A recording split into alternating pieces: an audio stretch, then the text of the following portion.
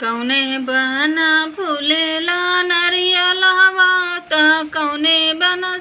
पड़ी फूले हो ललना कौने बन फूलेला गुलाब अंगनवा गुलजार भईन हो ललना कौने बन फूलेला गुलाब अंगनवा गुलजार भईन हो राम बन फूलेला नरियलवा लक्ष्मण बन पड़ी फूल हो ललना सीता बन फूलेला गुलाब अंगनवा गुलजार भईन हो ललना सीता बन फूलेला गुलाब अंगनवा गुलजार भईन हो के करा के जन्म राम के करा के लक्ष्मण हो ललना के करा के भरत भुवन अंगनवा चारो खेलेन हो ललना के करा के भरत भुवन अंगनवा चारो खेलेन हो कौशल्या के जन्म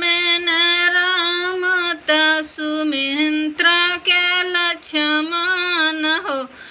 ललना के कई के भरत भुवन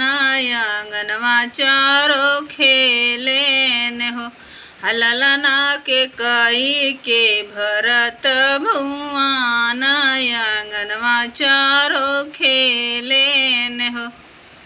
के ना लुटावे अन धन सोनावा त के ना हीरा मोतियान हो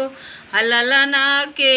ना लुटावे ला मुनरिया त भरी जाला सुपमान हो ललना के ना लुटावे ला मुनरिया त भरी जाला सुपमान हो के कई कौशल्या लुटावे अन धन सोनावा त सुमित्रा हीरा मोतियान हो ललना के कई लुटावे ली मुनरिया त भरी जाला सुपमान हो